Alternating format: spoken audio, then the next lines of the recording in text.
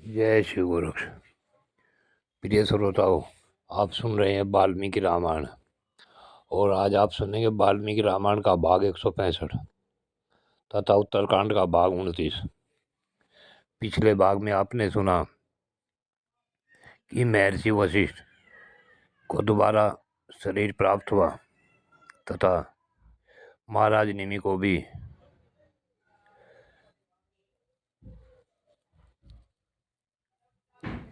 मीठी नाम से दोबारा प्रकट हुए। आगे की कथा इस भाग 165 में सुने।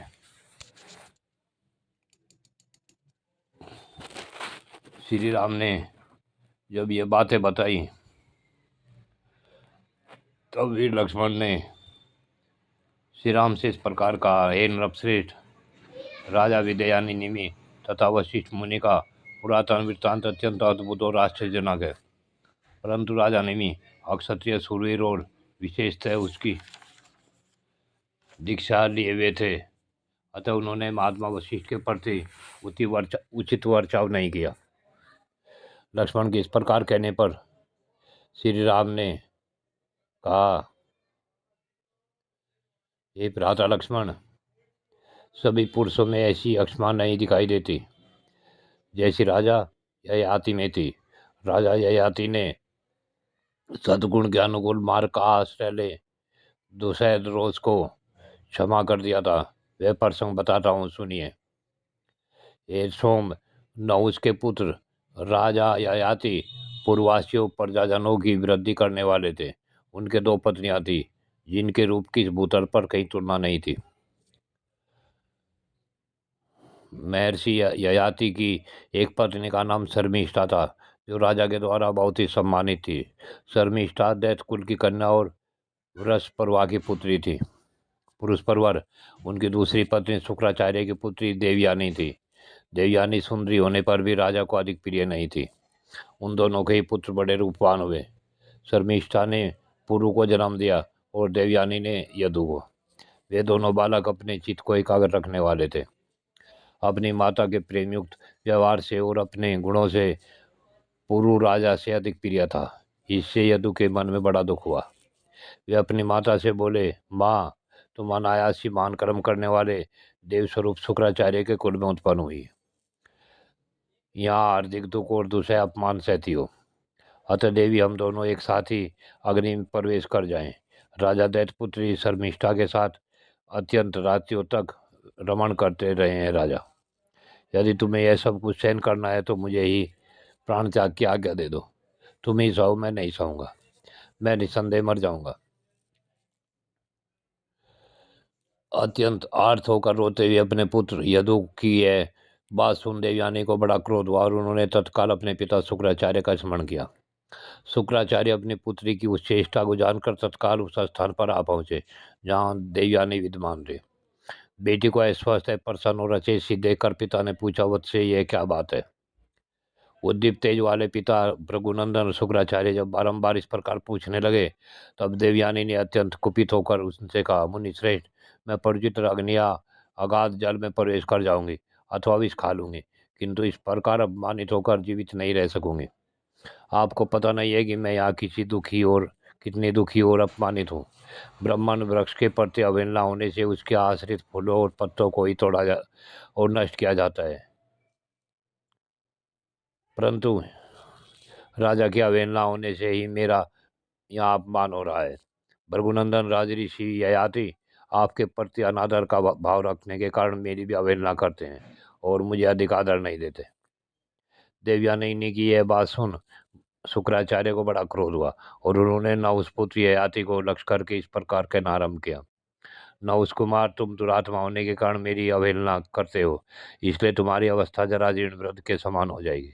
तुम सर्वथा स्थिर ही हो जाओगे। राजे से ऐसा कहकर पुत्री को आश्वासन दे महायशस्वी ब्रह्म ऋषि शुक्राचार्य पुनः अपने घर को चले गए।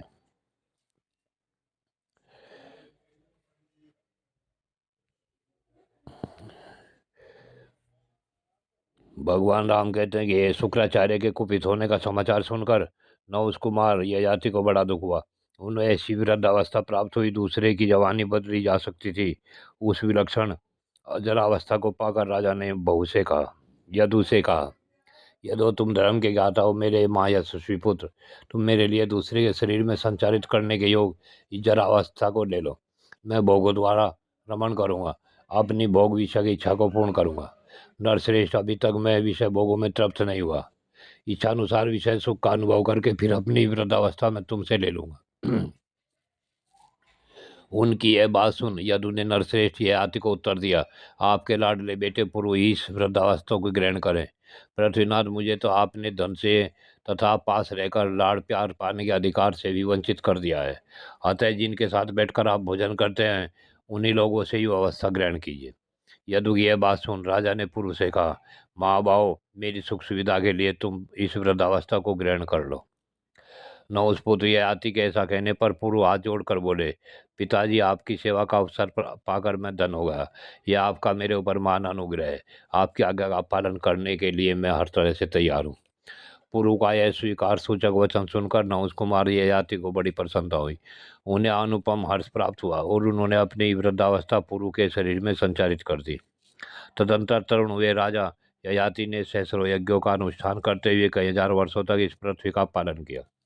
इसके बाद दीर्घकाल व्यतीत होने पर राजा ने पूर्व से कहा, बेटा, तुम्हारे पास धरोहर के रूप में रखी हुई मेरी वृद्धावस्था को मुझे लौटा दो। पुत्र, मैंने वृद्धावस्था को धरोहर के रूप में ही तुम्हारे शरीर में संचारित किया था, इसलिए उसे वापस ले लूँगा। तुम अपने मन में दुख न मानना। माँ बाप, तुमने मेरी आज्ञा मान ली, इससे मुझे बड़ी प्रसन्नता हुई। अब मैं बड़े प्रेम से राजा के पद पर तुम्हारा अभिषेक करूँगा।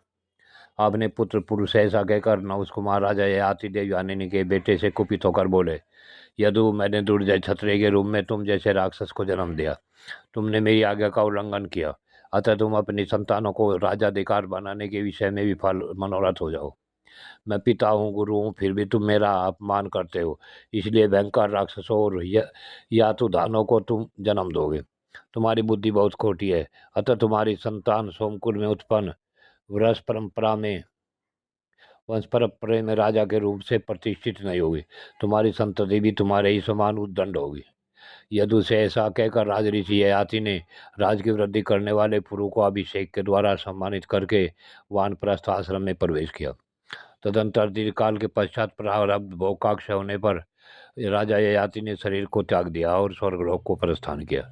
उसके बाद महायशस्वी पुरु ने महान धर्म से संयुक्त हो काशीराज की श्रेष्ठ राजधानी प्रतिष्ठानपुर में रहकर उस राज का पालन किया। राजकुल से बहिष्कृत यदु ने नगर में तथा दुर्गम कोच वन में सहस्रों यातुधानों को जन्म दिया।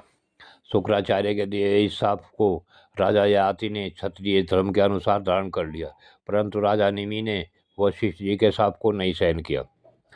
सोम, यह सारा प्रसंग मैंने तुम्हें सुना दिया।